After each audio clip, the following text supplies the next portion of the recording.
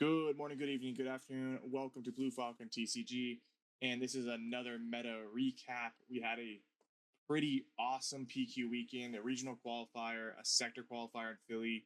And it's the rise of Rogue, and it's great. Force Throw being gone, I think really allows some of these, I guess, non-meta strategies, or everybody's not playing Hantu. That's basically what it comes down to. Force Throw being gone, the heroism red blue force strategy seems to be falling off a little bit. It's a great deck and it's still going to be there. As we get into the meta recap, we'll kind of go over that as well. But looking at the spread, we got a very nice and wide diverse meta in all the PQs as well as the sector and regional qualifiers.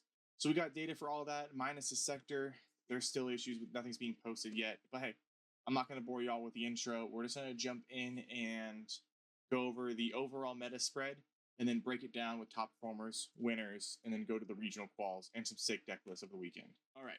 So leader-based combinations, that little pink color right there, that's going to be everything that had a 1 that made it into the top cut. So 1.9% of the top 8 across the board is going to fall into the other category just because they don't have consistent tops.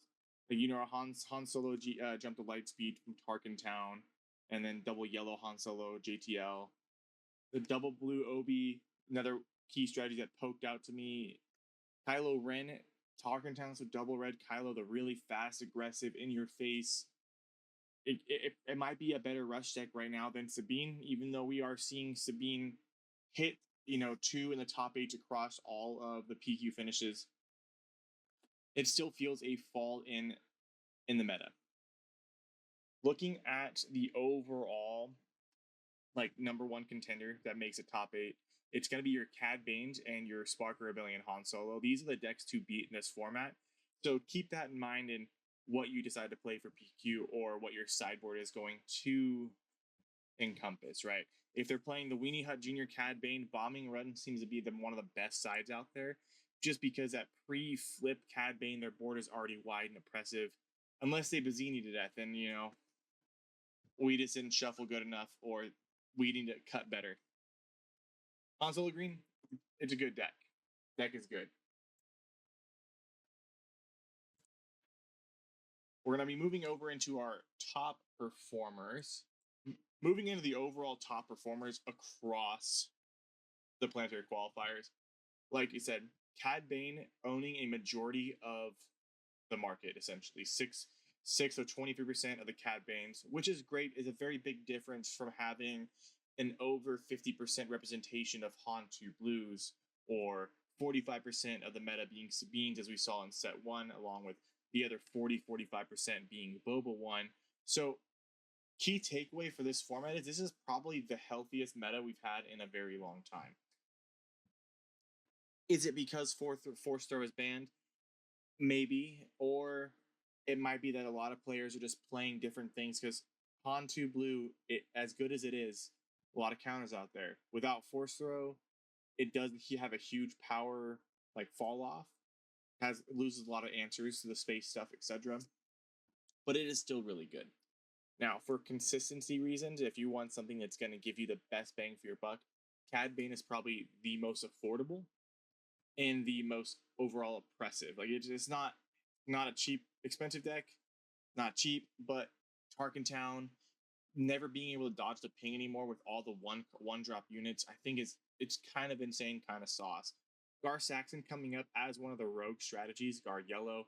We see this trickle in the top cut here and there, just starting to consistently see Gar players with 3 ECLs and 2 yellows into the top cut, which is pretty cool.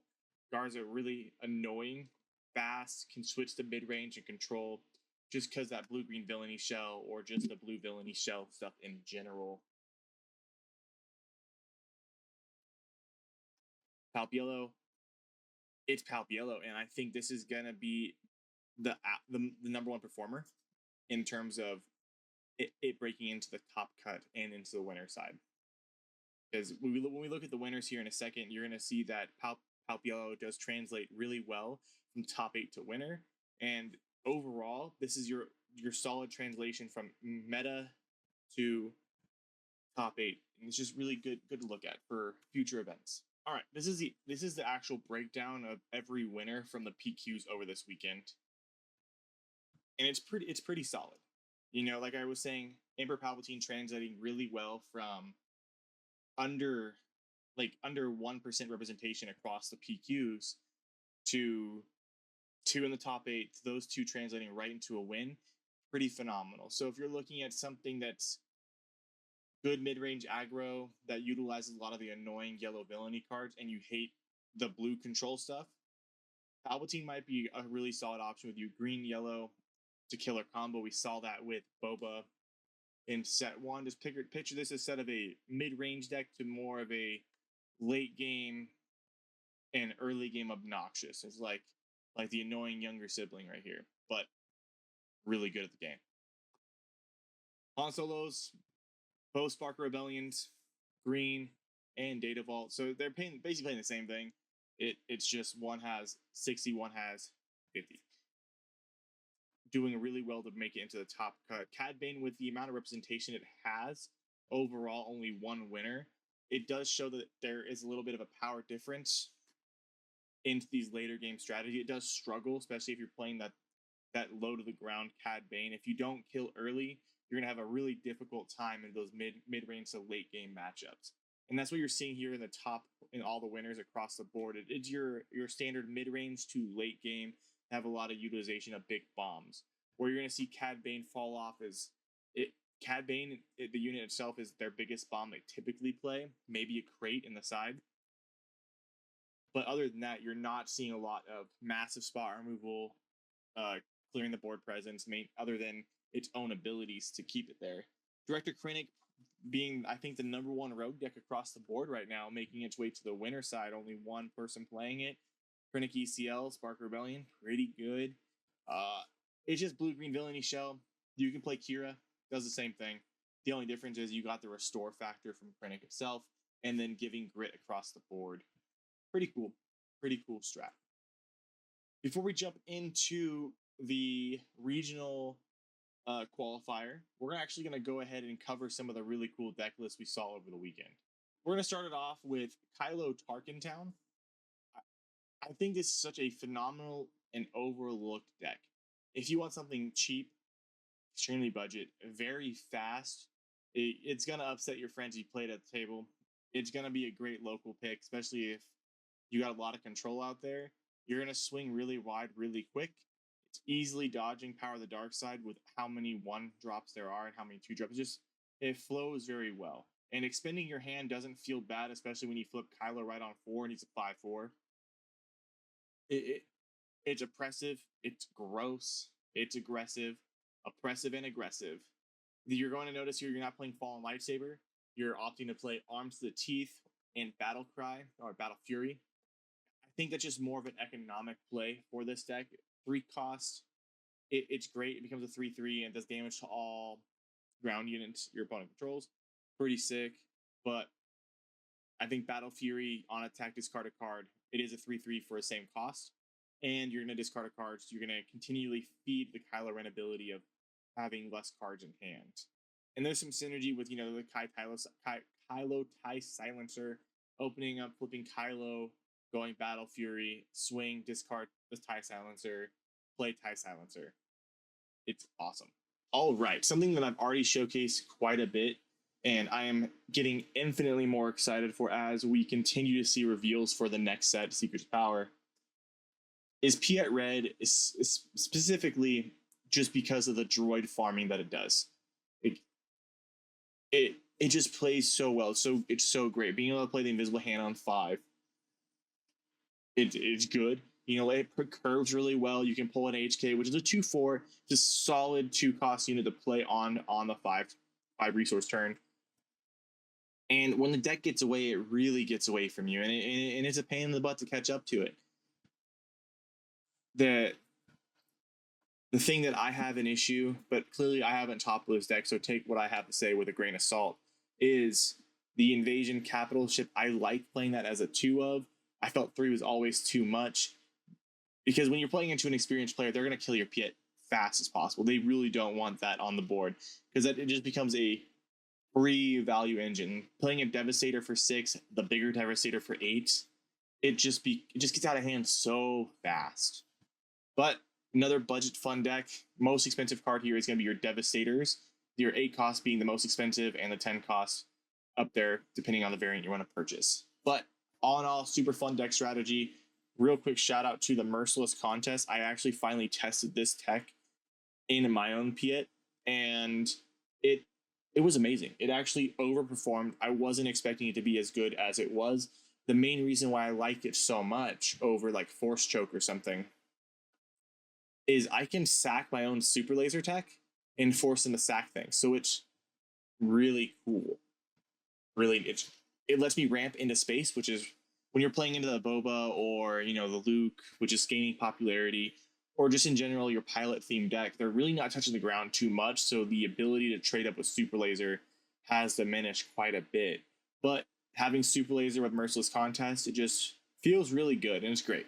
Last but not least, I think personally this is my favorite deck to make top 8 over the weekend because double blue anything is obnoxious.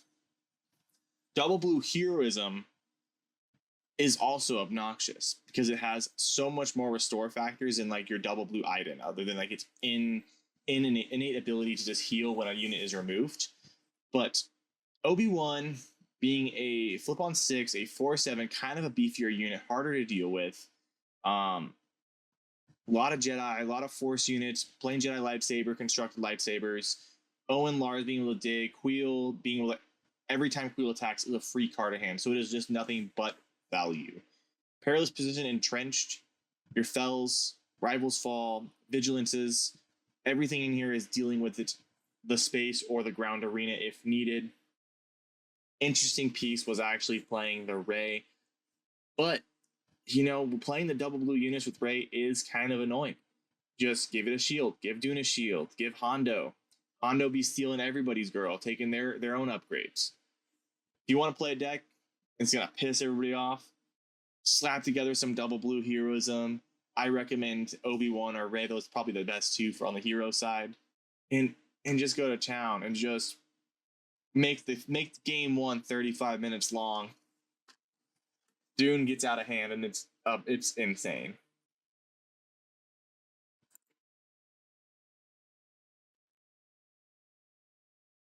Before we get into the regional qualifier, you know, top 8 and go over that, don't forget to like, subscribe, comment, check out the channel. It means so much to me, guys.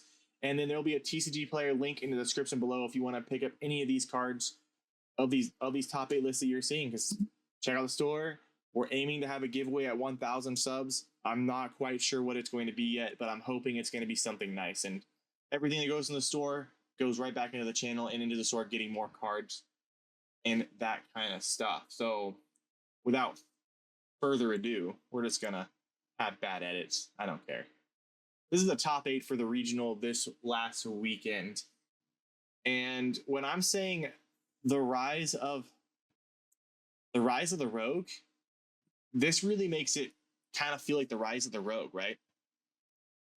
The only thing here we have a repeat is your Han 2, but it's playing ECL, so not playing the Force strategy. It's kind of going back to what Han originally was, you know, either Han Blue with like really annoying Force throw, low to the ground Force units into the bigger bombs that Blue heroism has access to, or you're playing your Han Daredevil or ECL.